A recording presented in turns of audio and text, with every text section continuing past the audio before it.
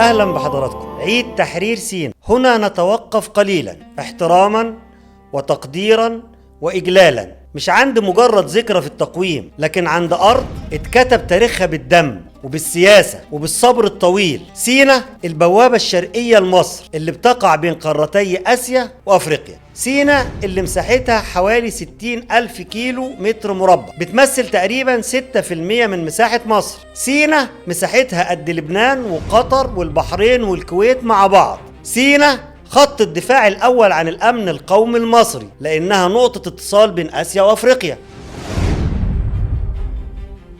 سيناء لها عمق استراتيجي عسكري مهم جدا. سيناء أرض تجلى فيها الله لنبيه عند جبل موسى، فيها دير سانت كاترين من أقدم الأديرة في العالم. سيناء مذكورة في الكتب السماوية ومكان مقدس للديانات الثلاثة. سيناء أرض بحجم دول وقيمة بحجم وطن.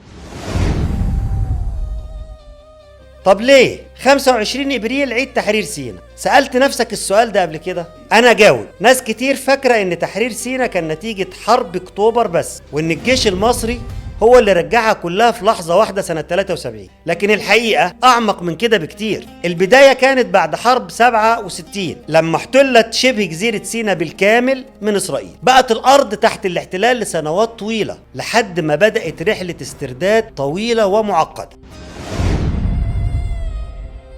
حرب اكتوبر نقطة تحول. في 73 حصلت حرب اكتوبر المجيد اللي كسرت فكرة الجيش الذي لا يقهر.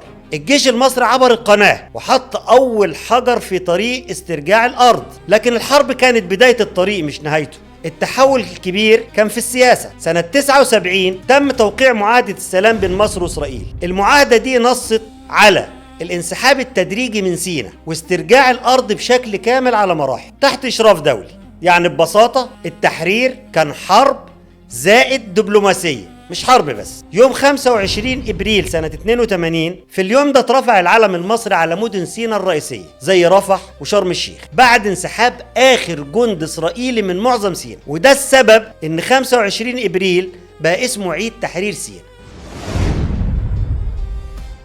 طيب طابة، الحكاية اللي كملت لكن القصة ما خلصتش. هنا مدينة طابة فضلت نقطة خلاف.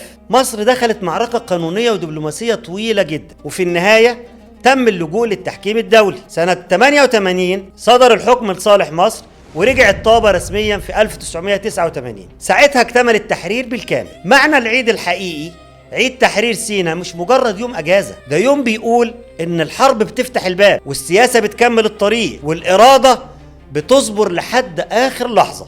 هنا نتوقف قليلا عشان نقول إن سيناء مش مجرد أرض، دي رمز لثبات دولة اسمها مصر. رمز إن الأرض ممكن تتاخد بالقوة لكن ما بترجعش غير بدم وصبر وعقل دولة كاملة. هنا نتوقف قليلا ونقول إن تحرير سيناء ما كانش لحظة واحدة، ده كان رحلة طويلة امتدت على مدار سنوات من 1973 بداية الحرب المجيدة لغاية 1989 برجوع طابة. رحلة اسمها إرادة دولة ما بتتنازلش عن أرضها، هي دي مصر. وهنا نتوقف قليلا. أشكركم وإلى لقاء آخر في حلقات أخرى قادمة.